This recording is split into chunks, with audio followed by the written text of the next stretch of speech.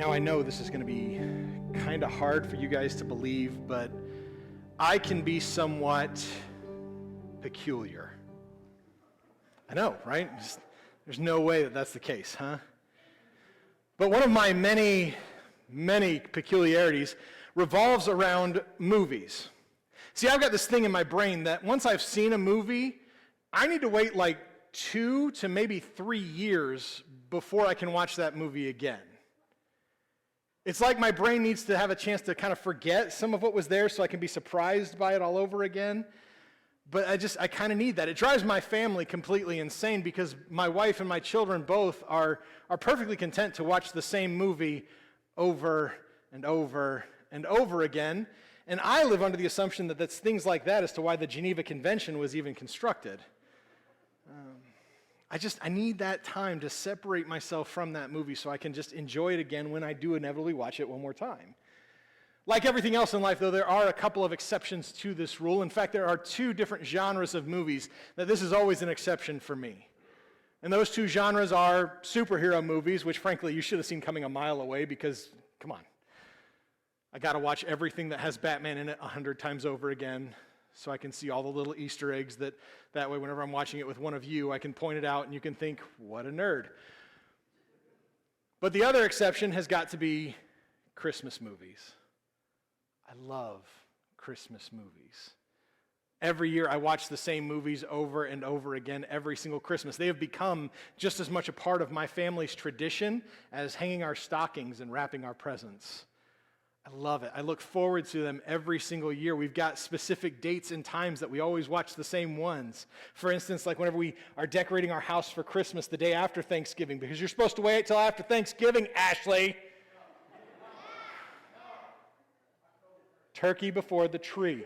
Anyway, once we finish decorating our Christmas tree, we always sit down with a cup of hot cocoa in our PJs. We turn off every light in the house except for the Christmas tree itself, and we watch Charlie Brown Christmas. And that's what tells me it's Christmas time. And then on Christmas Eve, every single year since we've been married, my wife and I watch National Lampoon's A Christmas Vacation. My Christmas is not complete until Clark Griswold falls off the roof of his house. I need it. But we've gotten to the point now where as we've incorporated my kids into this as well, we all have the ones that we really look forward to watching every year. For my children, they get so excited when it's time for us to watch Fred Claus, when we get to watch Elf, and when we get to watch Home Alone. They love watching those. They think those are the best ones ever. Mandy, on the other hand, she really looks forward to when we finally watch, oh my gosh, I just blanked on it. White Christmas, thank you, with Bing Crosby and Danny Kaye. She loves watching that movie in particular. It's one of her favorite movies. I guess whenever she was in talent, if you've seen the movie, you know what I'm talking about. When her and her sister were in high school, they did the talent show where they did the Sisters song. Yeah. She also looks forward to National Lampoon's Christmas Vacation. That one's her favorite. She can recite that one word for word, line for line, scene for scene. She knows it inside and out. It's fantastic. Myself, I always look forward. I get really pumped and excited when we watch Miracle on 34th Street. Yes, the original, not the 90s version. I don't care for the 90s version. I look forward to Muppets Christmas Carol. I don't think there's ever been a better version of a Christmas Carol ever put to. Michael Caine's amazing. I mean, anyway. And I always look forward to everyone's all-time favorite Christmas movie of all time, Die Hard. I mean, I know what you're thinking. No, we've not brought the kids in on that one just yet. We got a few more Christmases to go before we're ready for that one. But while I love Christmas movies, I don't love all Christmas movies. More specifically, there are certain Christmas movies that I just can't even tolerate. And in fact, they all have something in common. They are all made by the exact same company. I firmly believe that Hallmark is on a campaign to ruin the very idea of Christmas movies by pouring out movies that aren't even mediocre. They're just bad. They're just bad. And yet people seem to love them. They will watch them incessantly. Like my father will just put his TV on Hallmark and then it doesn't change until after New Year's. I don't get it. To me, what drives me nuts about them most, and this seems to be something that people seem to like, but what drives me insane about it is that they're all the same movie. All of them. Name a Hallmark movie and I can tell you the plot. In fact, I'm going to, because here's how it works. Every single one is the same. They change it just enough to be able to change the title. But all of them are the exact same formula. Some woman who's played by the actress in that one show that you liked in the early 90s to maybe early 2000s, about that 10-year gap there, she has to go back to her small town at Christmas time, usually reluctantly. She, of course, is some career-oriented lawyer/writer/vague businesswoman of some kind. And she's so career-focused that she's either had no time for love whatsoever, or she's currently dating a guy who's an absolute slime ball that the writers go over the top to show us this is not the guy for her. But in either case, she has constantly been unlucky in love.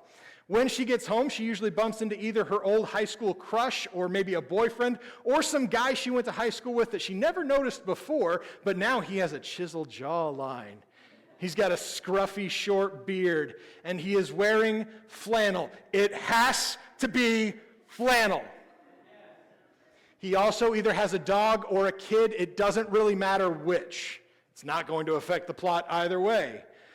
But the two of them bump into each other, and it just kind of happens. While she's there, she finds some cause to suddenly care about, like a quaint old shop that's in danger of closing, or an old favorite tradition that might be about to have to stop, or some other issue that has some sort of sentimentality to our main character, and our main character seemingly only.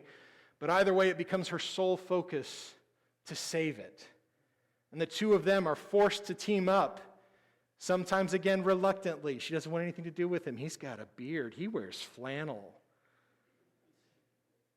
And the two of them end up saving the thing. Somehow, some way, they fall madly in love with each other. And they're either engaged or sometimes even married by Christmas Eve. And the married one, really, you don't know each other very well. You're getting married just because it's Christmas? Weak. Anyway, and usually there's some old guy working in the background trying to get the two lead characters together, and it is at least heavily implied he's the real Santa. Wash, rinse, repeat 10 million times. Use the same 6 actors and 6 actresses, just interchange them as we go. Candace Cameron Burke has to be in it. There's a better than good chance that if you are someone who loves the Hallmark Christmas movies, I just described your favorite one. Am I wrong? Yeah, I didn't think so. And while it is the overly repetitive nature of these movies that make me frankly hate them, I do understand their appeal. I do understand why we go back to this particular formula so many different times. It's because there's a part of us that we just love the idea of familiarity, particularly when it comes to story. Whenever it comes to any of our stories in life, whether they be movies, books, whatever, we just want that kind of routine and that familiarity because it brings us comfort. It's especially true when we see stories of people who've gone through some kind of hardship, who've endured something horrible only for everything to turn out just right and for them to get the happy ending. We love the happy ending, don't we? There's something about when the credits roll after the two leads are saying their vows, even though they've known each other for 3 days. It just brings us comfort. We love that notion because everything has turned out exactly the way it's supposed to. We love the notion of seeing how these things go. And so movies like these, while again, certainly not my cup of tea, become something that we will turn to regardless as to how many times we've seen that formula play out. And probably that's because we know that in life it so rarely works out that way for us. Each and every one of us in this room, we've experienced pain. We've endured hardships in our life, things that have just collapsed, not just that moment, but in some cases it's destroyed our entire world. And so the idea that there can be a story out there where even though this person's life has completely collapsed around him, everything works out for him in an hour and a half, it brings us comfort because it thinks that maybe we could have that too. Even though we know that so often our life just feels like a series of failures and disappointments and pain over and over again, seemingly only broken up by those brief moments of actual happiness that we get. Okay, maybe it's not that bleak. I'm not trying to thoroughly depress everybody in here yet. But this just seems to be the way life goes for us. Sometimes when it rains, it pours. Sometimes when things go bad in one area, they go bad in a bunch of different areas, and we are just left to pick up the pieces, to endure pain everywhere that we go. And so the notion that a happy ending could happen is something that brings us a little bit of comfort. Every single person here, though, watching online, who's here with us in person, we know we've experienced moments of pain and heartache, so great that it seems like things will never turn around for us. And I have to imagine that's exactly how things were for our third woman of Christmas. Because for her, life dealt some rather devastating blows. We find her among the genealogy of Jesus in the second part of Matthew chapter 1, verse 5, where it says, Boaz fathered Obed by Ruth. Now, if you remember, a couple of weeks ago, we talked about the idea that of the 5 women that are listed in the genealogy of Jesus in Matthew 1, none of them really fit our idea of what would be expected from the line of the Savior of the world. Right? And I think after last week talking about Rahab and the reputation that she had, you probably agree with that. You certainly probably agree about Tamar from a couple of weeks ago, though if you've blocked that entire story out, I completely understand. It was messed up, and it was weird to talk about, and I felt uncomfortable too. But these women don't seem to fit our ideal, yet when we get to the third one, when we get to Ruth, the reason why she doesn't fit isn't because of the choices that she's made in her life like Tamar. It's not because of the reputation that she carried like Rahab, but rather it's because of the circumstances that Ruth had to endure. It has to go with the things that she had, the pain that she had to walk through in her life. And so her being on this list doesn't make a lot of sense to us. But as we look at the life of Ruth today, appropriately found in the book of Ruth, so we're going to be in the book of Ruth, so turn there in your Bibles if you would. Not a specific chapter verse. We're going to cover the whole book. Get comfortable. Could be a long one. But we're going to be in the book of Ruth today, so please turn there. And normally I would begin here by giving you a little bit of context as to where we are in history and where things are going, but lucky me, the author of Ruth chapter 1 decided to go ahead and do that for me. In Ruth chapter 1, verse 1, it starts by saying, during the time of the judges. Now, this whole thing happens before the nation of Israel would ever get a figurehead, before they ever get a king of their own. If you recall, like we've talked about in the past, when the judges were in command, essentially the nation of Israel was ruled by God himself, that he was the figurehead, he was their king, and that he would use judges to be his voice, his proxy, the ones who would bring about justice when it was needed. And so this whole book of Ruth begins before there is ever a king, something that is actually important as we talk further about Ruth. But in this particular idea, God himself continues to reign over the nation of Israel. And as we see in the rest of this verse, it says, there was a famine in the land. A man left Bethlehem in Judah with his wife and 2 sons to stay in the territory of Moab for a while. Things in Israel aren't great. There's been a huge famine that has hit the land. Likely, what it means is that there's not been a lot of rain, which makes sense. This is kind of a desert area. And so if there's no rain, crops can't grow. If crops can't grow, there's no food. And so things become so bad that this man, who we're going to learn is named Elimelech, and I had to practice that a lot last night to say Elimelech. It's a fun name. It's a good name for a dog, I think. But Elimelech takes his wife Naomi. She's going to become really important to the story going forward. And the 2 of them set off for Moab with their 2 sons, Mahlon and Chilion. Spoiler alert, don't get too attached to those 2. By now, most of you know me, and you know that I like some of the details, though, right? And so as I read this particular verse about how they went from Bethlehem to Moab, I had to ask myself the question, how far a walk is that? Right? I don't know what it is about me. I'm just always fascinated by the notion that these people had to walk these distances, because I just drive everywhere I go, and if Star Trek beaming ever takes place in our lives, then I will never, ever walk again. But Moab, I don't know what that has to do with anything. This is what happens when you give me a microphone. But Moab itself is actually only about 50 miles from Bethlehem. And while that seems like, well, that's not that bad, I will remind you that this particular terrain that they had to walk, it is very rocky, it is very rigid, it's very difficult to navigate. And so this family of 4 having to leave Bethlehem to get to Moab, it takes them about a week to 10 days of walking and journeying and trying to be careful and not fall off a mountain and all that good stuff before they finally make their way to Moab. And this new family in this new area in this place that they don't know encounter hardship, and the author indicates that it happens very, very quickly. And this would be the first time that Naomi gets her taste of tragedy, but it would not be her last. Verse 3 tells us that Naomi's husband Elimelech died, and she was left with her 2 sons. It's right here that I'd like to point out something to remind you. This is something that we've talked about with the other 2 women of Christmas as well, but I just want to remind you because it's important to the rest of this narrative. In this particular time and in this particular culture, women themselves did not have the rights that they're afforded today. Women could not make money on their own. They could not own property.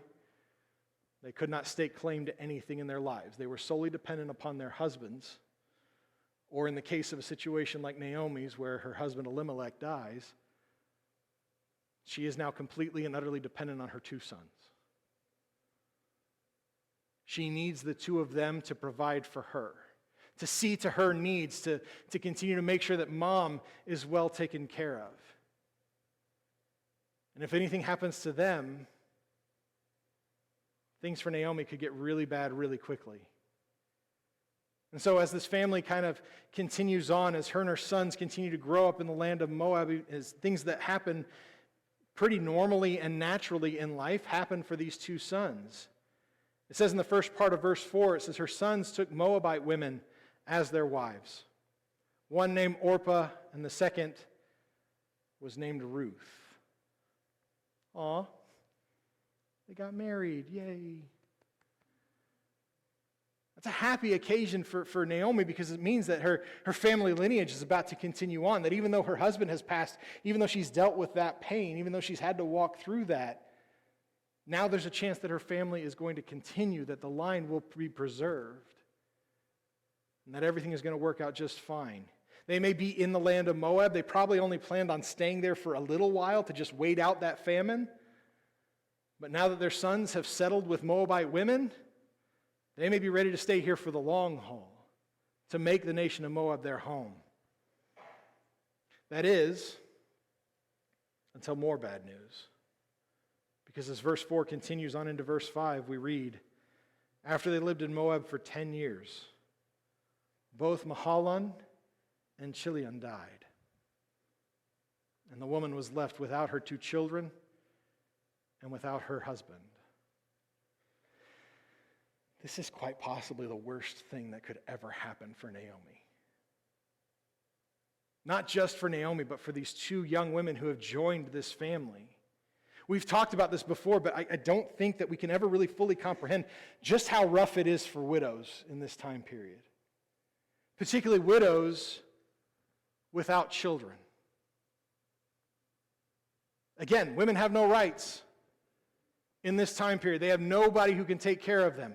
They have no provisions made for them. And in this time period, when a father would give away his daughter, he's done. Like she's now somebody else's thing to take care of. And if that person dies, maybe dad will take you back, maybe not. And so the idea that these husbands died, this is devastating, not just for Ruth and Orpah.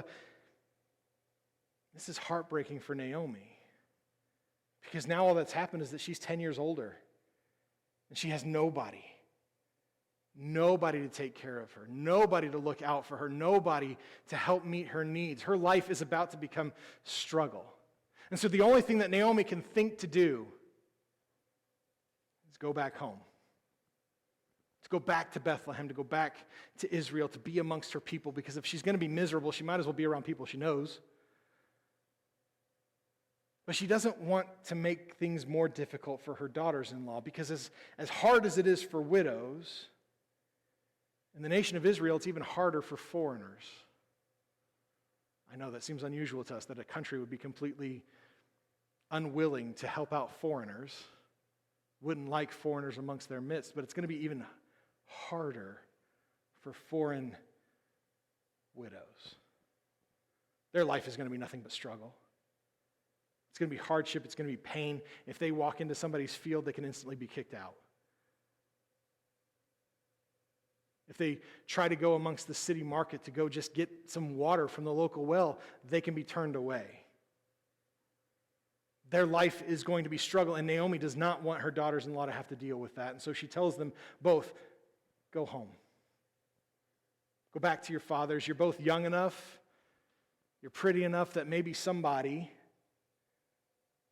man will take pity on you and will go ahead and marry you anyway. She knows that that is a rare occurrence. It was not often that even young widows would get remarried. But she thinks that maybe this is their only shot. And so Orpah does exactly what she's told. But Ruth refuses to leave. She says to Naomi in chapter 1, verse 16 and 17, she says, don't plead with me to abandon you or to return and not follow you. For wherever you go, I will go. Wherever you live, I will live. Your people will be my people. Your God will be my God. Where you die, I will die and be buried there. May the Lord punish me and do so severely if anything but death separates you and me. Do not miss what's going on here. We read this particular passage, and I've heard this said at weddings, which is weird to me, but it's fine. But don't miss what's actually happening here. Ruth is actively knowing that this is going to be a difficult circumstance for her to endure just as a young widow. Now she is actively choosing to make things harder for herself. I don't know about you. I don't make that choice very often. Usually things get harder on myself because I'm Brandon. But Ruth is actively saying, I'm going to choose to make things harder for me simply because of her loyalty to Naomi. She cares so much about Naomi and Naomi's situation and Naomi's circumstances that she says, you know what? It's going to be tough for me. I'm going to endure it anyway for you. That's going to become really important as we go on, so please keep that in the back of your mind. The author of this narrative makes sure to let us know a really important fact at the end of Ruth chapter 1, verse 22. It says, they arrived in Bethlehem at the beginning of the barley harvest. Now, you might be sitting there going, who cares, right? I mean, we don't really farm barley around here, so who cares that it's the end of the barley harvest? But this is important because the two of them, well, they're going to need to eat, right? It's one of the basic human things that we need to do from time to time. I probably do it a little more than I should. But they're going to need to eat.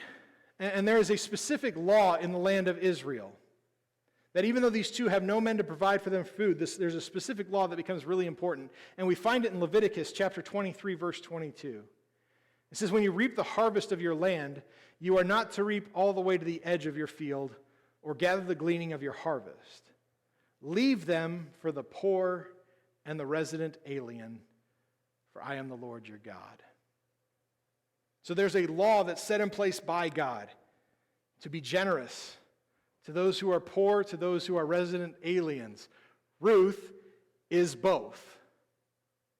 And so Ruth goes out to a field in order to go and collect grain, hoping to find enough food for Naomi and herself to survive over the next few months even, to try to be able to eke out a little bit of a life together. But the field that she winds up in, and seemingly completely by happenstance, is very, very significant, not just to Ruth, but to Naomi as well.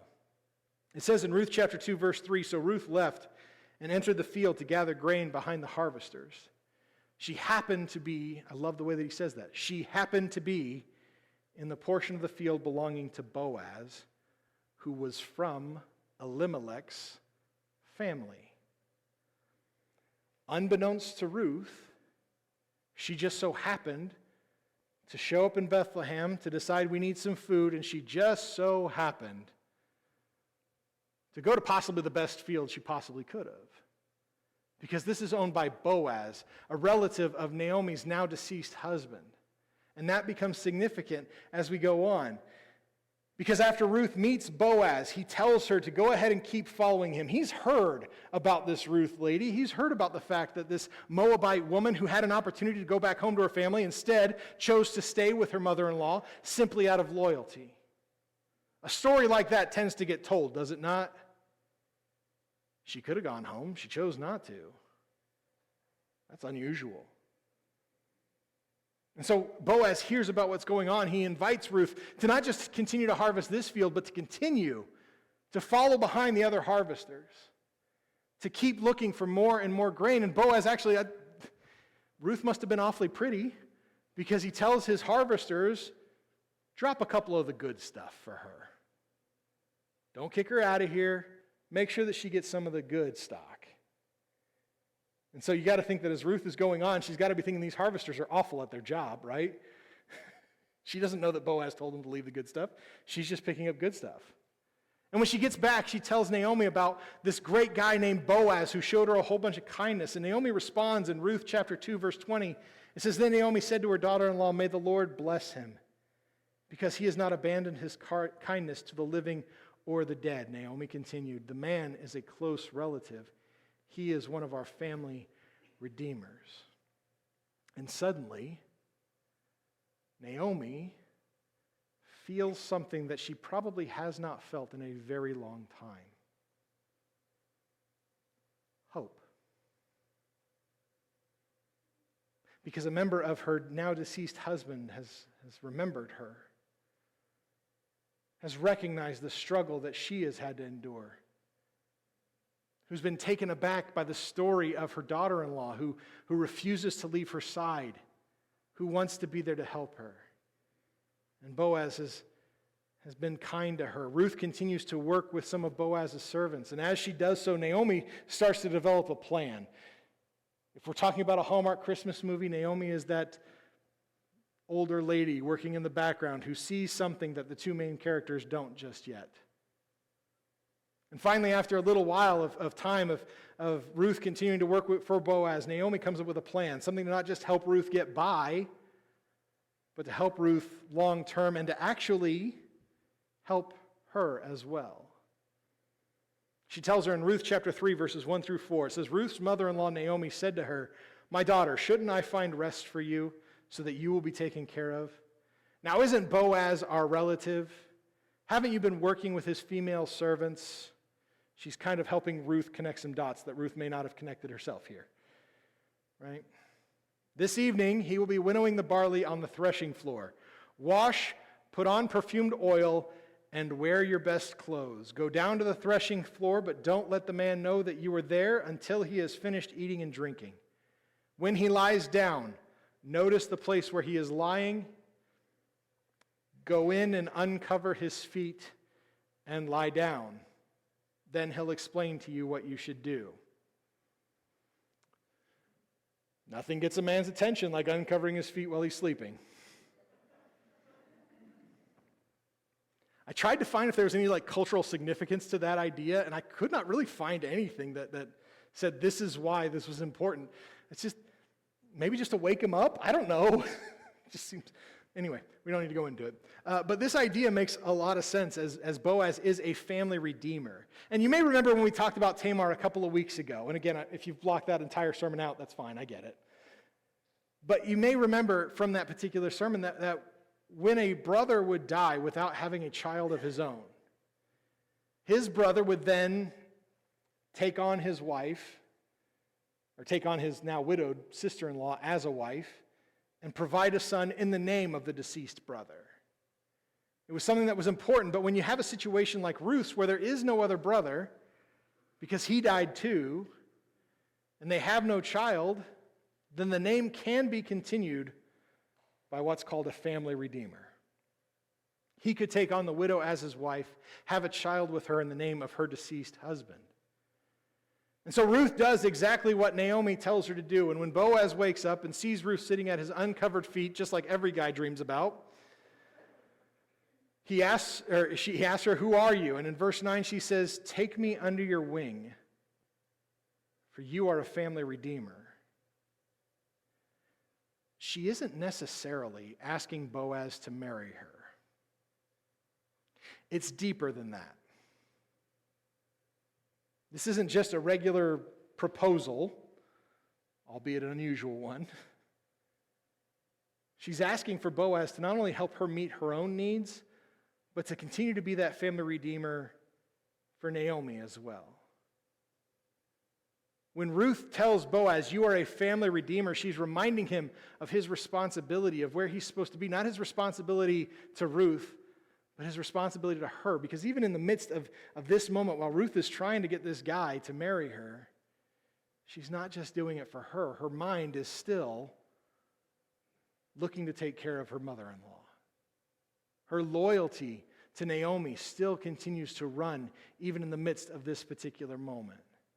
There's only one wrench in the whole thing, and that's that there's another family redeemer. And because he is a closer tie-in to the relationship of Elimelech, he actually has first claim. Boaz isn't saying no. In fact, Boaz is pretty excited about this whole idea. He's just saying, first, we got to take it to this guy. Now, again, when it comes to this sort of thing, this isn't just a marriage thing. There is land involved in this. Elimelech owned property in the nation of Israel. He owned property in Bethlehem. He had a field that was involved in this. And whoever becomes a family redeemer not only marries the widow, he also takes ownership of that field. And since this is, again, an agricultural-based economy, more land means more money. You have a chance to grow your wealth in this particular thing. It's still the truth today. If you own more land, more property, hypothetically at least, you have more money coming in. I don't know a whole lot of landlords that have ever experienced like a whole bunch of money coming in, but it's helpful. And so when Boaz first presents the other relative in the presence of the elders of the town to be able to purchase this land from Naomi, naturally, this family redeemer is interested. He wants to buy the land. He wants to have that field. He wants that property. He wants the income that's going to bring to him. And so after he says, absolutely, I want that, that's when Boaz lets him know there's a little bit of fine print on this deal. We see it in Ruth 4, verse 5. It says, Then Boaz said, On the day that you buy the field from Naomi, you will acquire Ruth the Moabite, the wife of the deceased man, to perpetuate the name on his property. And I love how the family redeemer responds to this notion. He's been told, yes, you can buy this field, but you're going to have to marry this girl too. And so I love his response. It says, the redeemer replied, I can't redeem it myself, or I will ruin my own inheritance. Take my right of redemption because I cannot redeem it. Translation, I can't get married. It's too expensive. And every married man in the room said, Amen. You're fools. All of you are fools. Your wife is sitting right next to you. Come on, man. Okay, well, not you, but all of you are fools. But Boaz is happy to do this. He's happy to take on the role of the family redeemer. And the entire narrative of Ruth's life culminates in verse 13. It says, Boaz took Ruth and she became his wife.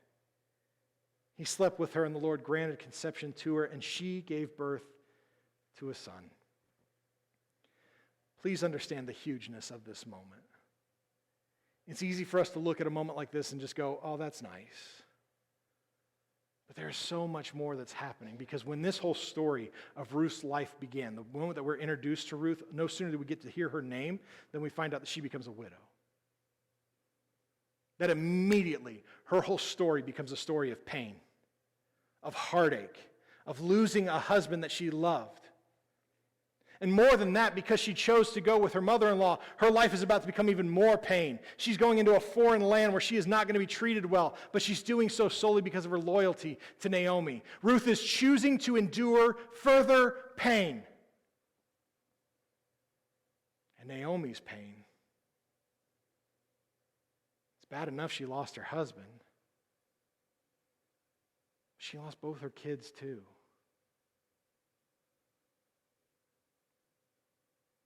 The story of Naomi and of Ruth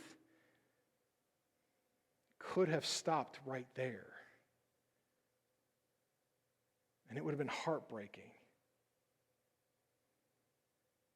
But because Ruth just happened to walk into the field of Boaz, because Boaz just so happened to be a family redeemer, And because Boaz was willing to fight for the right to be able to marry Ruth, her pain is eventually redeemed. And again, because it says very specifically that Ruth gave birth to a son, it also means that the pain of Naomi has now been redeemed. This isn't just a story of Ruth's pain and redemption. This is a story of Naomi's pain and redemption. This is the story of pain and redemption for an entire family.